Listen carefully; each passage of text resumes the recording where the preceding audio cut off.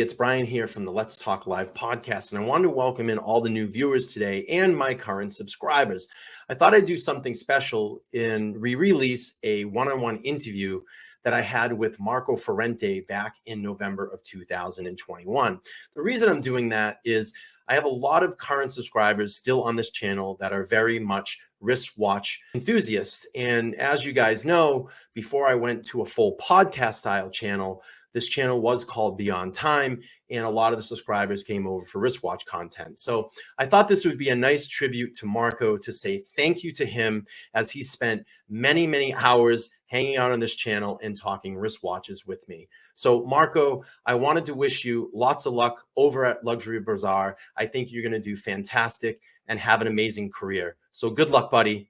Thank you so much. What's up, everybody? How's everybody doing? Welcome back to another Let's Talk Live edition on the Beyond Time YouTube channel. Today is November 3rd, 2021. And how is everybody doing out there in the YouTube land? We got a couple people in the chat already. Raincoat says, good luck, Marco. We got Wings and Watches in the house, upvoted. Dangerous Wife has upvoted. We have Danger Will Robinson in the chat, has upvoted. We have Kelly hanging out this evening. Good evening, friends. Omar in here with the Rebel Alliance.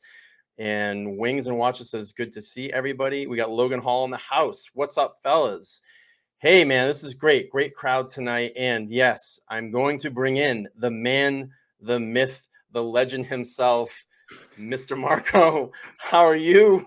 I'm doing well, but I think legends may be a bit too come on, man. Come on. The only legends I know that I lose sleep over are in the chat, man. They're in the chat box. They're great people, aren't they? We got Paul M in the chat real quick saying, hey, what's up, man? How are you? So you have stepped into the lion's den. No, I'm just kidding. I'm just kidding.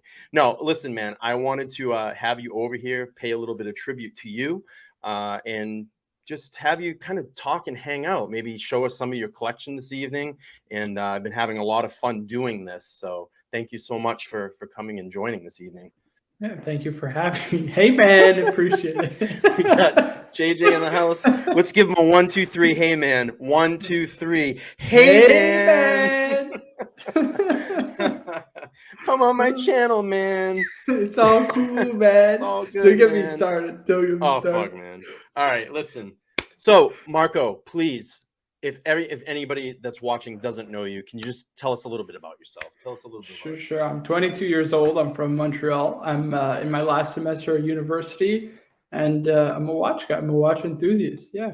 I got my own YouTube channel, obviously, on Marco Ferrante, which is just kind of my name. And yeah, I've been doing that now almost a year now. It's pretty cool, man. Yeah, obviously, it's crazy.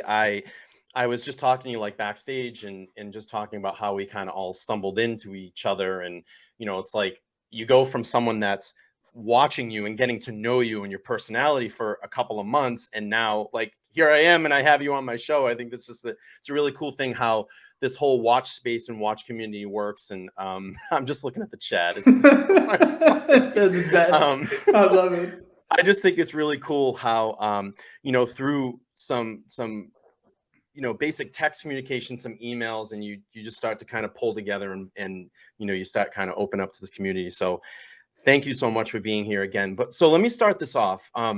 When did you start to take an interest in watches and watch collecting? Yeah, so so officially my official story is 16 years old, right? So I bought a watch. It was actually called an Orient Explorer. I could pull it up if you want. And I had no idea what it was, right? I just thought it was very cool looking. It was super busy, like the watch itself. And I don't know, I just thought I really liked the design of it, right? Not knowing anything about mechanical wristwatches or anything like that. And I ended up buying it to commemorate kind of me graduating from high school. And obviously I went up to go see the guy and get the watch. And I saw that, it had kind of a winding rotor, which was, odd because every other watch I'd been exposed to, just kind of had a closed case back. It was, quartz or solar powered if I had Citizen at the time. And so you're like, what's that? What's that thing? Right. I just thought it was interesting and cool and unique. And then, from there, I kind of just went down the YouTube and World Wide Web rabbit hole of watches. So yeah. So, But sorry, just if I go can ahead. mention, I guess I say that officially, but just recently, actually, I was speaking, to my grandmother about this, and apparently when I was young, so I was maybe like no older than like 8 or 10 years old, I had seen a Rolex ad for a GMT Master, a Pepsi actually in particular, right? And I apparently told her, I have no recollection of this, but I apparently told her I'm going to own one of these one day. And funny enough, well, Really? I own a GMT That's so Master. cool. Maybe not that That's cool. exact one, but yeah, So it it's was kind of pretty. like a maybe a slight vision or a vision board that you had when you were at a young age. Yeah, I guess so. But yeah, my official story is when I started is 16. Yeah. Cool, cool. So is like collecting, has that always been something that you've done through your life? And if you have, like, what other things have you collected? Yeah, so I have a very addictive personality. I think we all do. Yeah, when I get into something, I can't help it. So I guess it started kind of with watches. I mean, I didn't realize it at the time, but I had kind of Armani and Citizen, and kind of those watches. I didn't consider myself a collector. I still don't think I was a collector at that time, but I guess it started with watches, but it evolved into like all kinds of things, right? So I worked in finance for a year, and I had to wear, suit every day. I have a collection of ties like Brioni and like just ridiculous, like I have a collection of cufflinks. At this point, I've been growing a collection of colognes and men's colognes. I have a collection of dress shoes. I have a collection of now as well pens. I'm starting to grow. So it's just everything that I get into. I kind of get into deeply, and I just can't help myself from going over the edge. Yeah, I think that's like with everybody with addictive personalities. Like I've gone through phases too. Like, a couple of years ago in 2015, I amassed an old school gray cart NES Nintendo collection. I had every single cart except for one. And it's like, you're sitting here and you're like, I literally went out and found all of this stuff in the wild. It's crazy. And I think just people with, and then it went to cars and I got wild with cars. And I've always been into watches, since a little kid myself, and I'm much older. I'm double your age. So it's just funny. Like, I think with people that do this, it's like we do it and we go all the way with it Right. sometimes. But it's crazy to sit back and just think of all the certain things. Why do you think like things like that speak to you, like amassing a large watch collection or cologne or ties? Yeah, that's a What is good it about question. it? Listen, I don't think I have the answer. I think it's more so like, I guess whenever I get into something, I can't help but get into it, and I feel the need to like have skin in the game, right? To really call myself a collector or an enthusiast of that particular topic, right? It's kind of ownership by experience, if you will. I think that's definitely part of it. I think another thing is I have literally no self-control. So it's just that's it. That is what it is. And yeah, it's just yeah. So as I've kind of gotten to know you and kind of watch you at first, and we've become friendly, and I just think you have this incredible talent when it comes to remembering like references of watches or certain things about watches or very obscure things about watches. Where does that come from? And how did that start?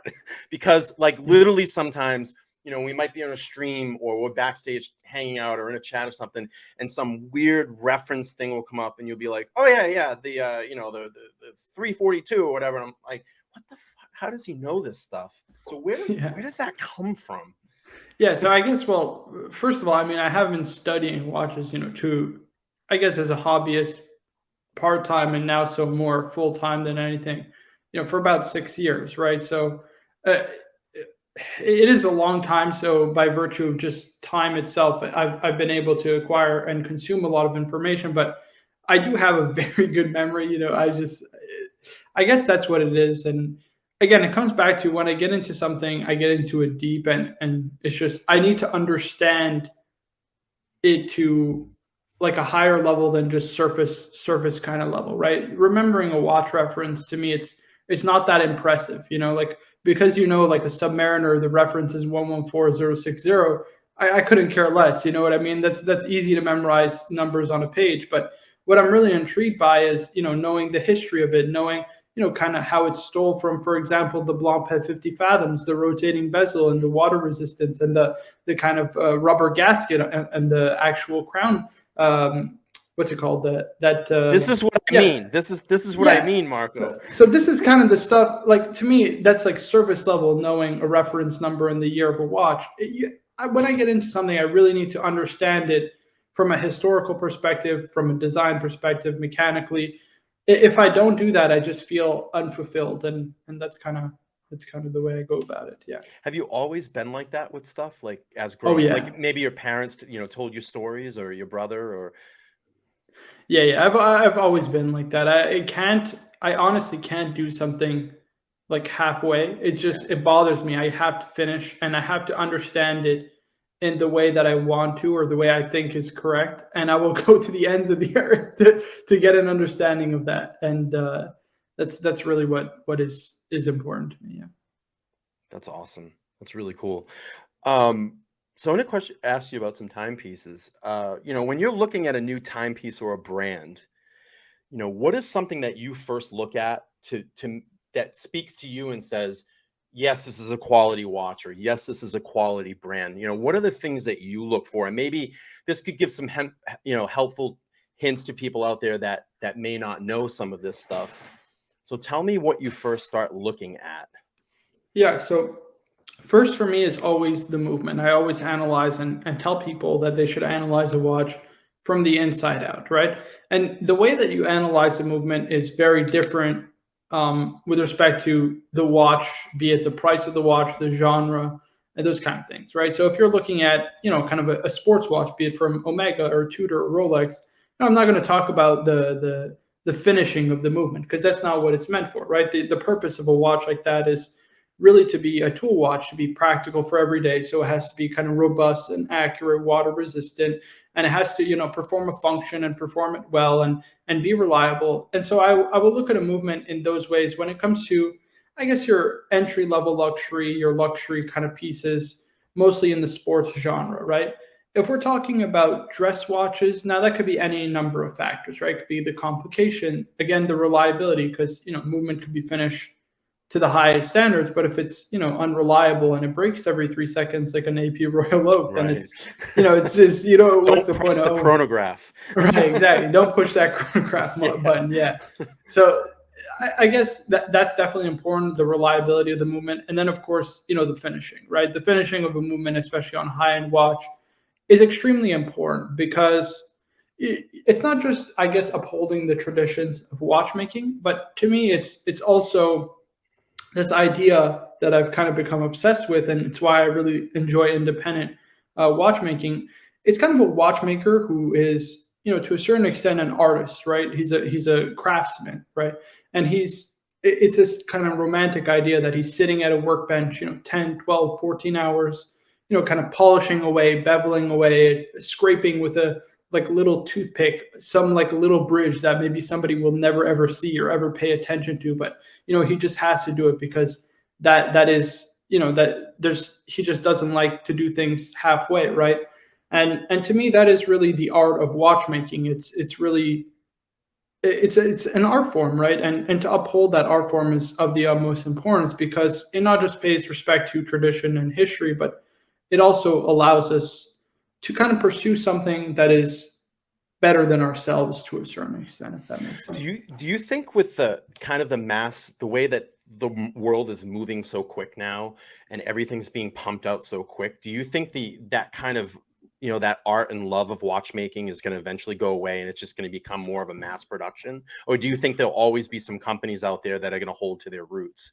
Yeah, that's a good question. So, no, I think to a certain extent there will always be brands that will hold to their roots, because it's the identity of the brand, right? I mean, Patek Philippe making a mass-produced product, or even Vacheron, it just doesn't make sense for a brand like that that's been operating, 200 plus years to kind of stray away from what made them successful in the first place, right? And I mean, you even think about it, right?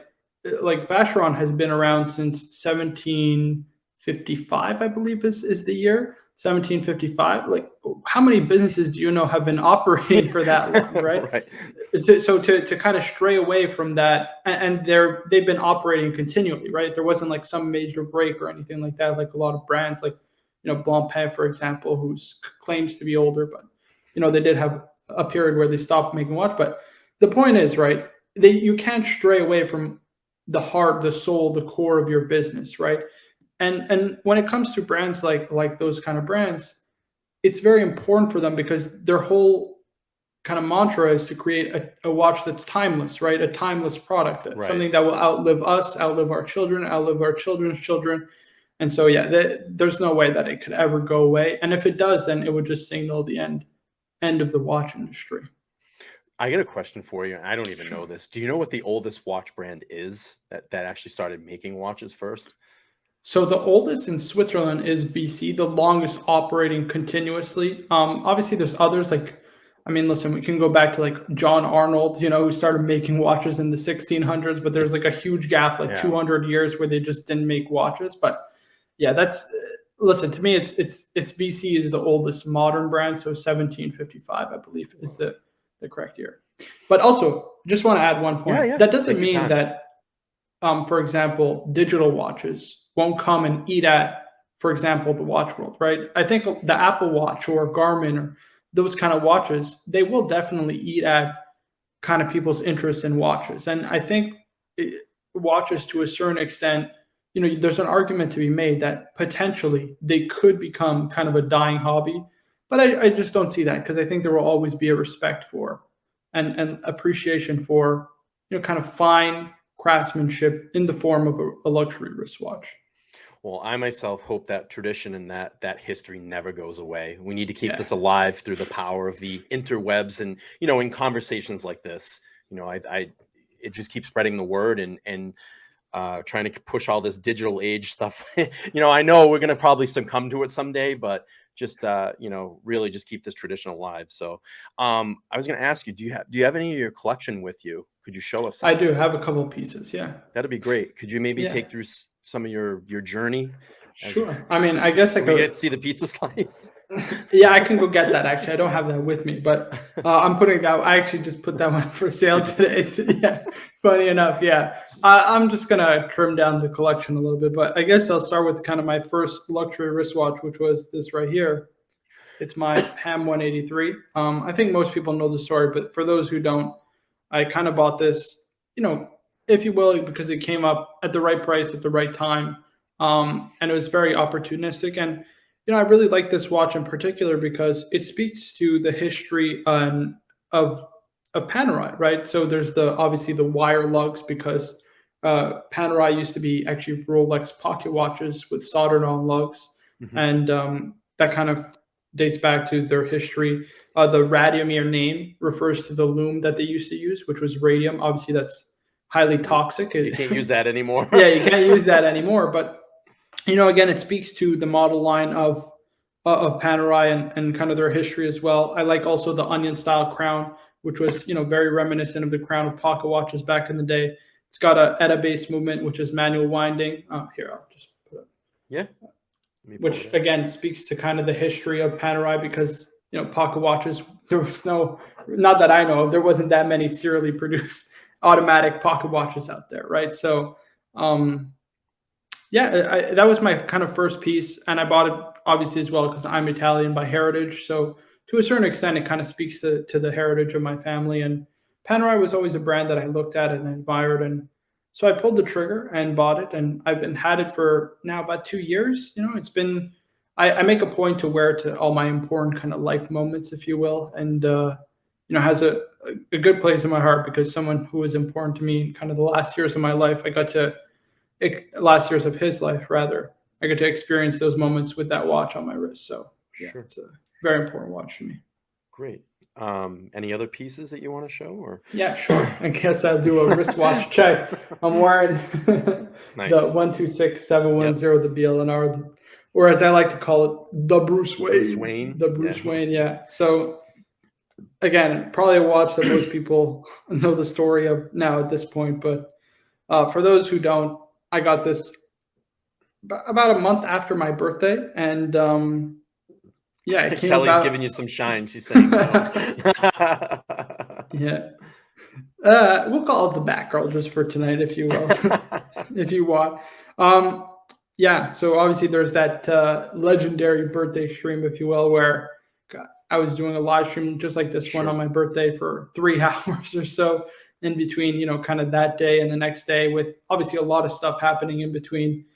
I got in a little over 20,000, and one of the viewers actually volunteered to sell me this watch that he would get from his AD, and he made good on his promise about a month later, and yeah, he got it to me. So yeah, this is hugely important to me in my collection, and probably those 2 watches would never ever leave my collection. That's great. Yeah. I also have my sub, but not with me currently, unfortunately. Okay. So what would you like to do next in your collection? What are some of the watches that are kind of on your radar right now? I know. That's a great question. Yeah. I'm kind of like a kid in a candy store, if you will. So there was a rumor that it was $70,000. $70,000. $1,000. I mean, $70,000. Emphasis on the thousand, right? $1,000. Yeah. And he made me, right? He made me. Yes, yeah. That's right. He gave you your start. Yeah, so I'm kind of a kid in a candy store in that I'm looking at anything and everything, right? And I keep telling myself I'm not going to have a big collection, but there's so many watches I want out there that, I'm probably going to end up having a big collection. What I'm looking for are pieces that, pay respect to history, that are off the beaten path, that most people don't look at. And it's kind of always just been my taste. And I like as well watches, mostly dress watches, especially. So yeah, those are kind of the areas I'm leaning into. SLC watch like saying, buy the Moser. I'm looking for it. So yeah, tell us maybe three watches that are potentially on your radar. I know the Corne de Vache is one that you really lust over, and yeah. So the Corne de Vache is really kind of a grail watch for me, right? I mean, it is super expensive. Not something I ever plan on acquiring, not in the next 10 or so years, but it definitely is on my short list. I guess for now, if I'm looking at pieces, I'd love to add a Speedmaster, in particular the 321 Speedy. Again, because it kind of pays homage to history. It's the original Lemania 2310 movement, which went to the moon. I like the case size better. It's the 40 mil, almost 39.7 roughly, which, is, I find more wearable. The bracelet is excellent. I think the movement is gorgeous. I love the rose gold plating of it. So I think that I'm a big fan of that. I think people know I'm a big fan of the History 1942 by Vacheron. That's the triple calendar with those teardrop lugs. Yeah, that's another gorgeous piece. Definitely plan on hopefully owning it one day, or at the very least owning a piece or potentially multiple pieces from Vacheron, which is my favorite brand. Have you tried on those pieces? I've tried them all on. Yeah. Those are all three are just gorgeous. Yeah, absolutely gorgeous. And then, I mean, yeah, I think the Moser's a great buy. For the right price, I think a Moser would be nice, because it's an independent watch brand, well finished. It's kind of ticks a lot of boxes that I'm looking for. In that, it kind of gives me some variety in my collection, and that's really what I'm looking for. That's great. So, talking watch, obviously watch brands. When you look, what are some, give me like maybe 3 to 5 watch brands that you really respect, and maybe 3 to 5 watch brands that you just can't get with. Okay, sure. I guess 3 to 5 that I really respect would have to be Vacheron. I mean, they're the oldest continuous watch brand in the world. They're my favorite personal watch brand. Really love their design, their aesthetic of their watches. They have an old world charm, but they're still very modern, which I like about it. They're very respectful of tradition, but at the same time, they're kind of a modern contemporary company. So that Vacheron definitely is at the top of my list.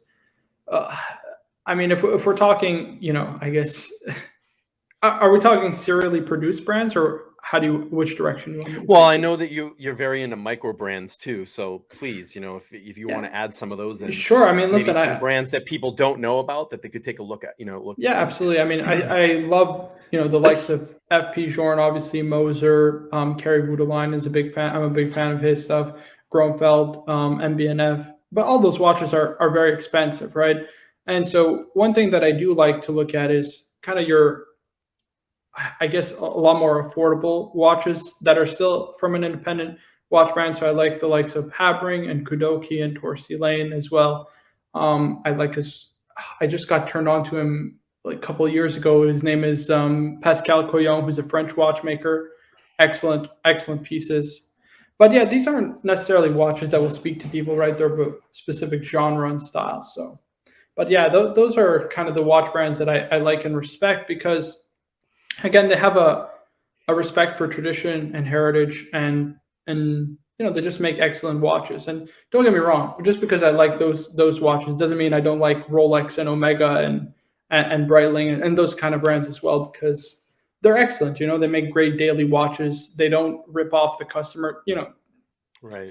Some have expensive watches, but listen, that's the price of watches. But yeah, they make some nice stuff. Now, brands I dislike are kind of sleazy, dishonest brands, right?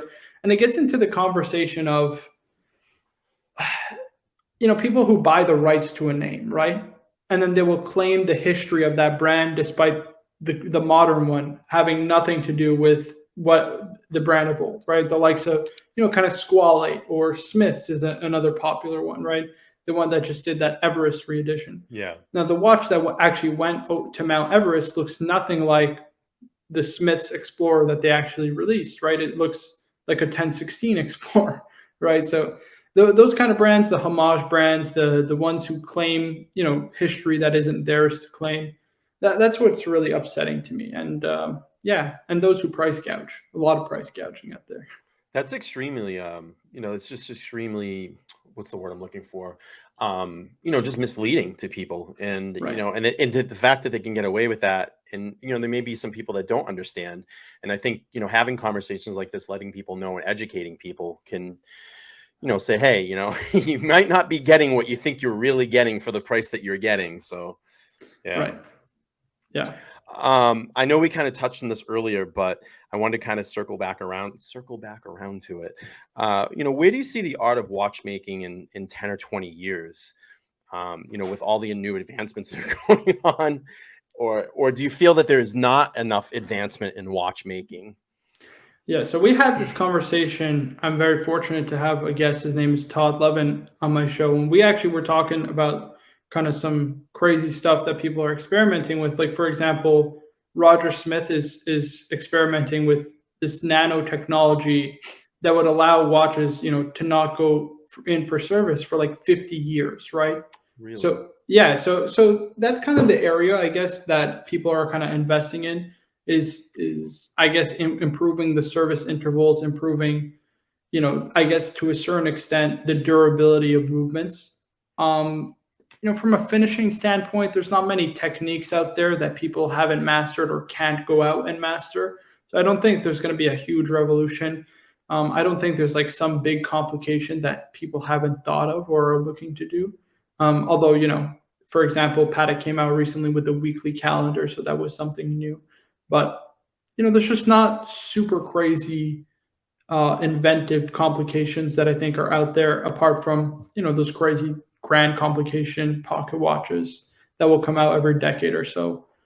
So most of it is really in the movement, reliability, function, the service intervals. That's really where I think a lot of people, a lot of brands are investing their time in, is making movements more reliable, longer lasting, more resistant to like shock and wear and stuff like that. Yeah, Mike brings up a good point. Alternative materials may be interesting. I think there was some watch that we were looking at maybe a couple months ago that they're using silicone in their movements now. Yeah. I forget what So brand. yeah, they've already started doing that to be like, so for example, IWC for a long time had a problem with the Portuguese. If you look at old Portuguese watches, their movements were actually very dirty, and that was a fact of So one of the gears would actually result in a lot of kind of oil leaking out into Yeah, the right, movement and would right. cause parts to get dirty, right?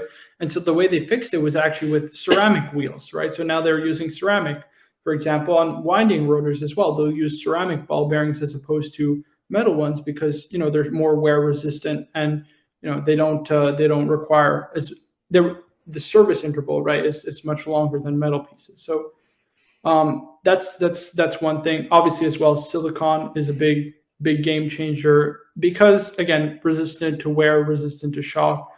Now, a lot of traditional watchmakers are actually against using silicon. The reason is you can't replace it, right? You have to Right. make a whole new part, right? If it breaks. And when you service silicon, you actually can't run it through a regular machine, right? So you can't put it through like a cleaning machine the same way you would a metal part. And that's why a lot of watchmakers, especially kind of older independent watchmakers, don't actually use those parts necessarily. But yeah, definitely alternative materials. Even with cases, right? We've seen that as well. Titanium, Titanium, ceramic, yeah, ceramic, yeah, tantalum. tungsten, all that Yeah. fun stuff. So, do you think there'll always be a craze about timepieces? Do you think people will always pull to them, or do you think at some point down the road people just screw this, we got the phone or the digital watch, or Yeah, I think to a certain extent, a lot of people already say that. But I think there will always be a respect for watches, because they're not just cool objects that you can prize, but a lot of people, for example, view them as investments, right? Or that's one area. Another portion is people view watches as a hobby, a respect for history, and a respect for kind of fine craftsmanship. That's another area. I think watches will always be around for varying reasons. People will have their own kind of agenda when it comes to their collection. So yeah, I don't see a scenario where watches kind of go away overnight. I think it would have to be a gradual process that I just don't think is realistic. so going into kind of these hype brands, I know like these crazy flair brands like Jacob and Co, Richard Mille.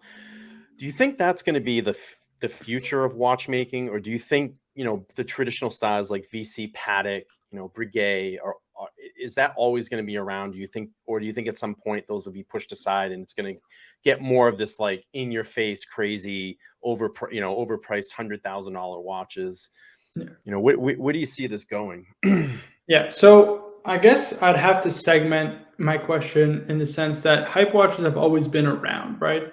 Like 20 years ago, there was Frank Mueller. You know what I mean? Right. Like there's always been a time where these brands have popped up at one point in history or another that people have been kind of interested in and went kind of crazy off the wagon to collect them.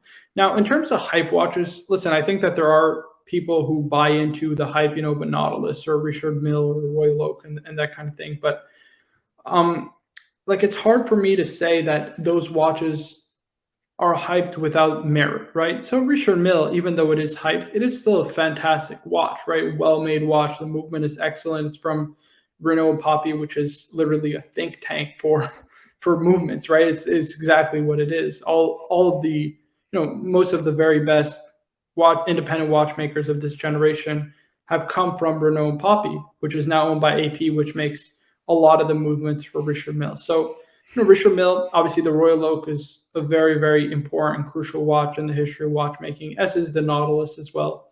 So even though maybe these were disregarded when they were first released, I would consider them hyped because of the secondary market prices.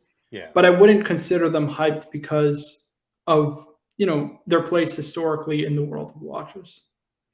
Yeah. Do you think COVID impacted, got Yeah. more people? Yeah. Yeah, no question. What Of are your course. thoughts on Yeah. that? I mean, what do you think? It's Yeah, almost like it's people have interesting this to time. see. Yeah. Go ahead.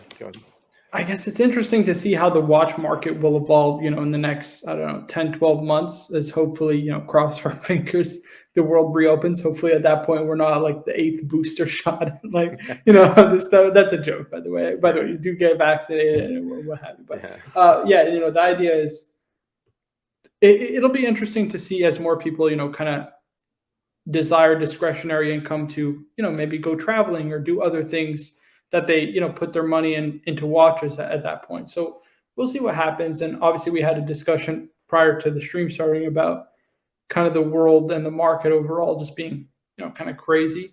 And yeah, I think it is a little crazy. I think we're potentially due for a correction in the next coming months to a year or next couple of years. So let's see what happens. But yeah, I definitely think COVID has definitely made the watch market go crazy.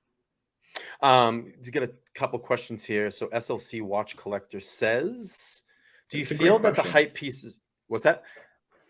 Sorry, go ahead. Oh, yeah. Read it out. As you said, it's a great question. Yeah. Do you feel like the hype pieces help introduce more people into the watch hobby? Yeah, no question about it, for sure. When people, for example, look at a rapper wearing an iced out Rolex, right? Or something like that, I think it certainly triggers to a certain extent, oh shit, like let me look into this, right? And I think that's very, very important. And it's the same with even, for example, an Apple Watch, right? A lot of people will say, or quartz watches, people will buy a Timex or something like that at a department store, let's say.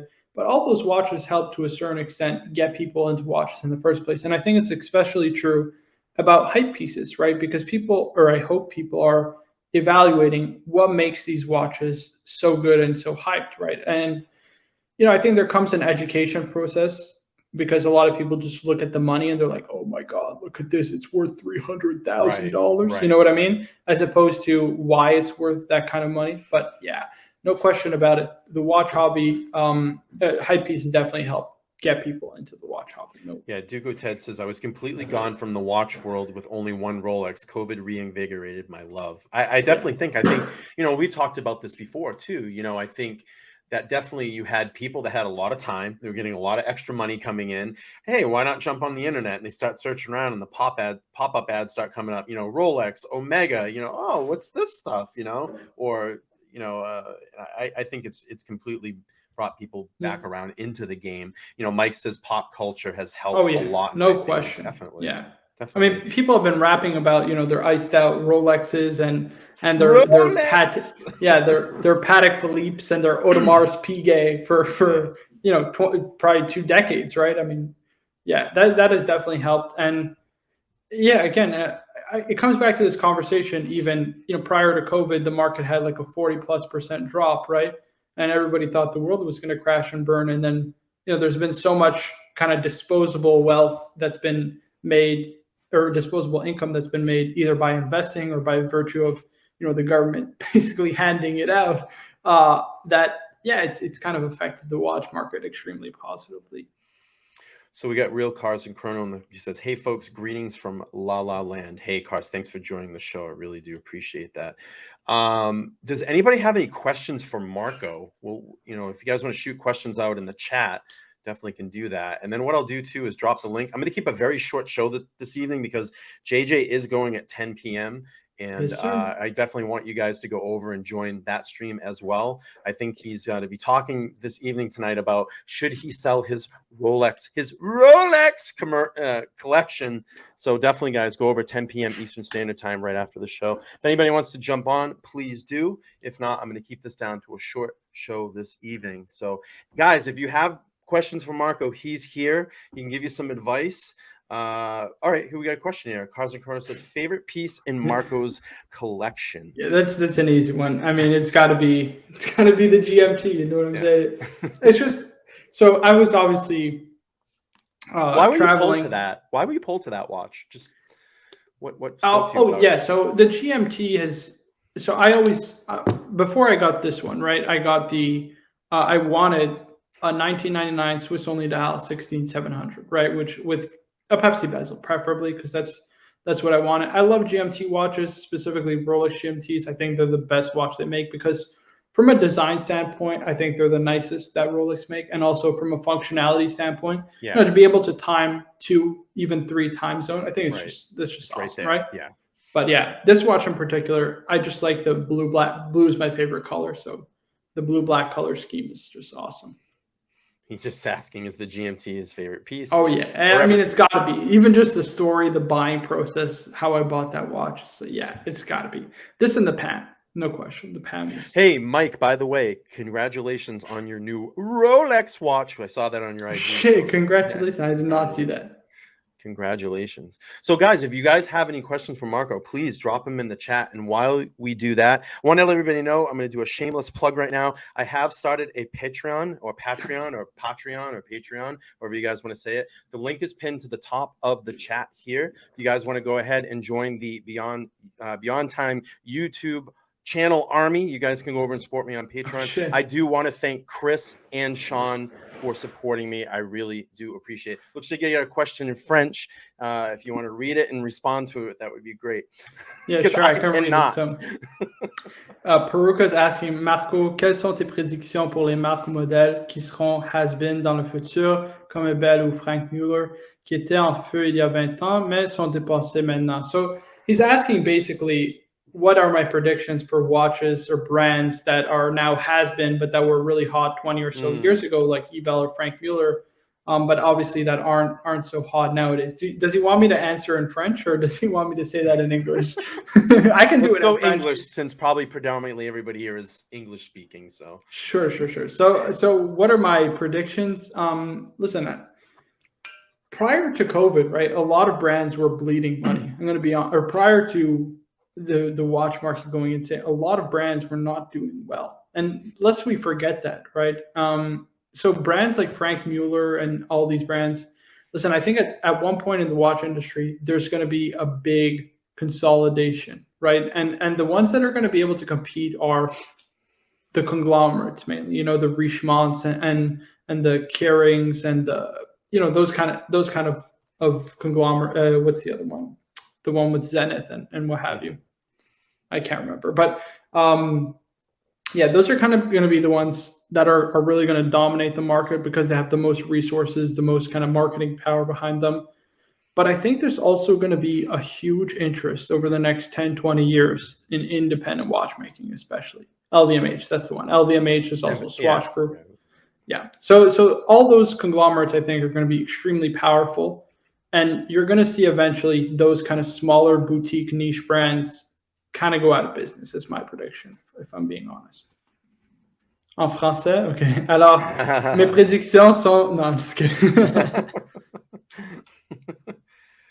Yeah, I mean, you know, we've been talking about that too, and just, you know, it's going to be curious to see, like you said, you know, 10 or 20 years down the line, where this is going to shift. And obviously the market is just so crazy right now. I mean, look at Rolex prices. They're going up by the thousands by the day. So, I mean, in my opinion, I hope there is a little bit of a gray market correction and a market correction. So things, you know, for me are a little bit more attainable. And I'm sure for most of the people out there as well, too. So, okay. I was thinking brands that would become has-been. Ooh, that's hard. Oh, that's a good question. So what brands would become has-been?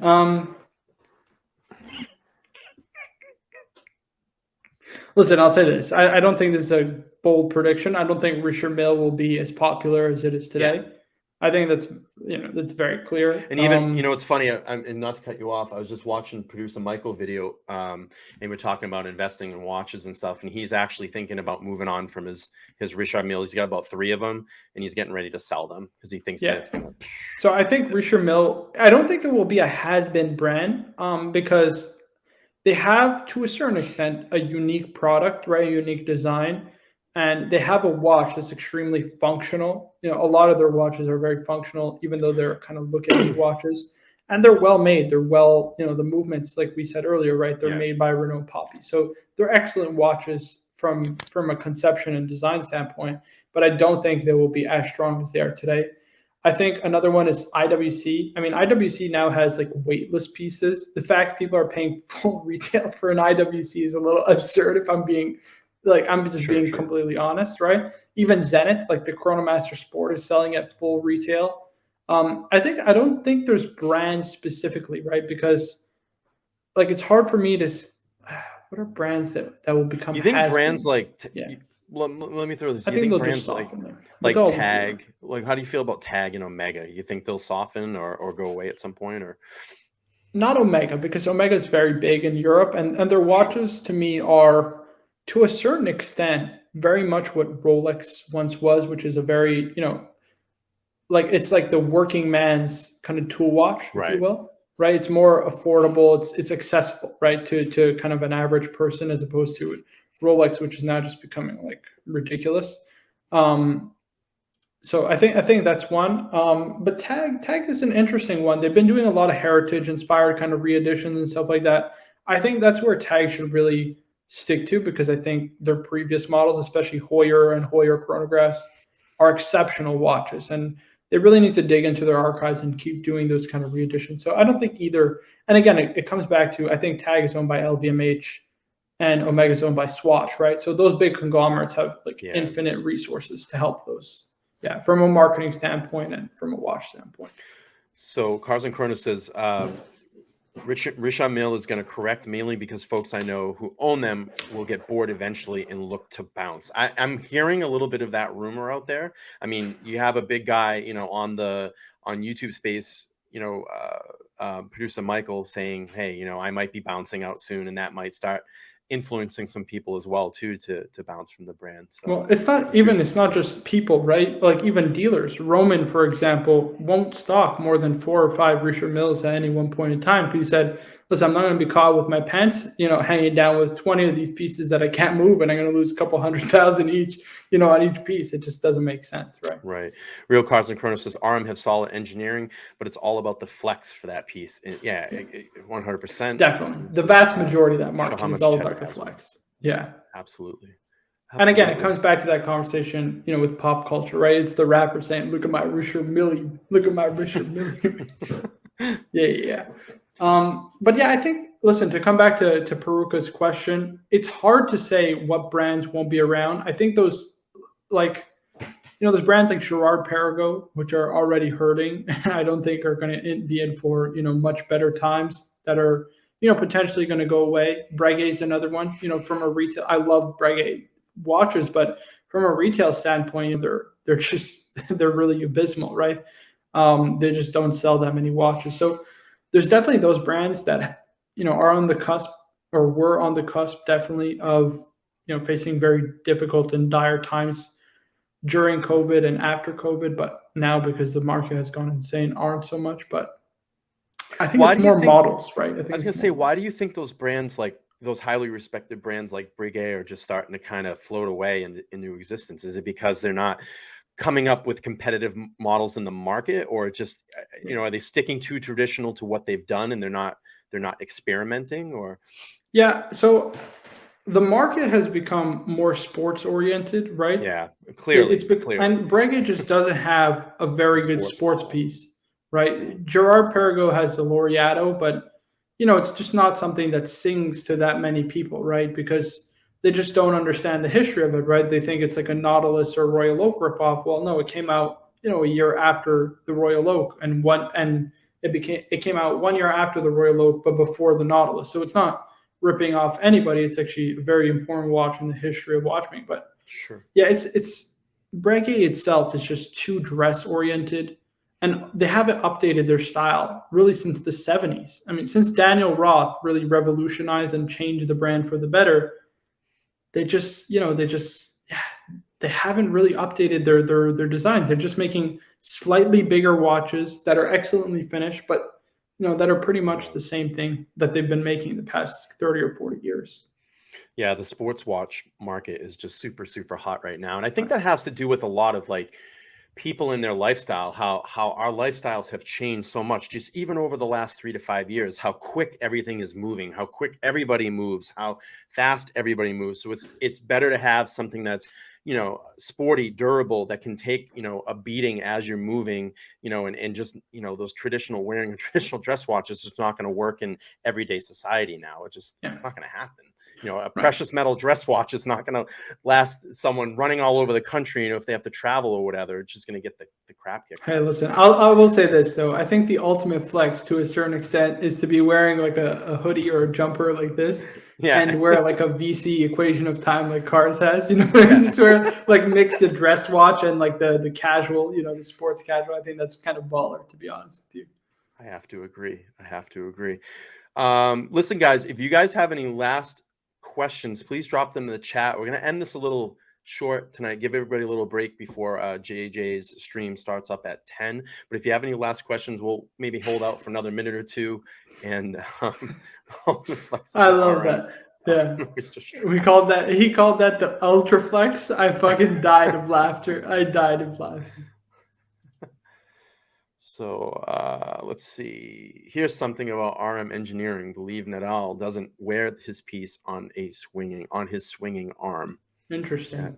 Yeah, To be honest, the G-force when playing tennis is huge, especially for someone like a pro player like that. So, yeah, completely. It'd be interesting to know if it actually works if he does play with that. It might. The only thing though, right, is it might impede like his motion. his wrist or whatever. Or his just motion. Yeah. Totally. That would make sense. Let's see. Any last questions from Marco before we anyway, before I do close it up, Marco, I definitely want to thank you so much for doing this evening. I appreciate it. Again, I think it's very cool that. It's all cool, man. It's all cool, man. I just think maybe I just think it's really cool that 8 months ago I'm watching you, and here I am. I have the opportunity to interview and have you on my show. So really, I do appreciate everything that you've done to help boost my channel and hang out over here, and you and JJ, I really do appreciate that. And it's been fun, and always welcome on the show. Let's see. Hey, I appreciate that. I'm curious about. I mean, I can answer this, Mike. Sure, man. So the name Watch Card, I don't think it's any like shock or I'm saying anything crazy, but I don't think it's like any shock out there that obviously the name Watch Cardinal to a certain extent was inspired by, he who shall not be named. And I just want to do my own thing. That's all it is. Yeah, you know what I mean? It's just me, myself. It's my channel, and that's it. I knew this would all start happening now. This is what we're waiting for. Sure, man. It's all cool, man. It's all good, man. It's cool. I gotta tell you. But yeah, that's all it is. It's not anything else. I just want to do my own thing and just go stay in my own lane. That's all it's okay. Yeah. No disrespect to anybody, by the way. Although we're not on good terms, it's just just poking and having some fun. So Peruka, Marco, corn divage. Don't pull that up, oh boy. Don't get me started otherwise. That'll be bad. You guys are too much. All right, guys, we're going to wrap this up and take a little break before JJ starts up his stream. Please go over and support him at 10 p.m., about a half an hour from now. Look, I really appreciate it, again, you jumping on here and doing this. These have been super, super fun. And I really, I want to keep doing this because I really like learning about people and hearing their story. And I think people's stories, we just get to see them come on and talk about watches. We don't really get to hear any of their really personal stories. So thanks for sharing what you did this evening. Thank you for being a guest on my show. And of course, you're always welcome here on the Beyond Time YouTube channel. Real quick, I got DC and LV saying, Bree, even though you're a Red Sox fan, I have to tip my hat to your enthusiasm. I upvoted. Thank you so much. We got JJ in the chat. Hey, man. We got Kelly in the background saying, excellent stream. I appreciate that. She says she really loves these. I love doing these too. And this is probably the direction that, Beyond Time YouTube channel will definitely go in. It's something that I love doing. So Danger says, great stream, Brian. Appreciate it. And, we have a great guest too. So please give him some ups as well. Listen, guys. Again, I'm going to do my shameless plug. If you guys want to support me, it's only $5 a month. Patreon's at the top. The link is clicked to the top of the chat. You guys can go over and subscribe to that. I really do appreciate it.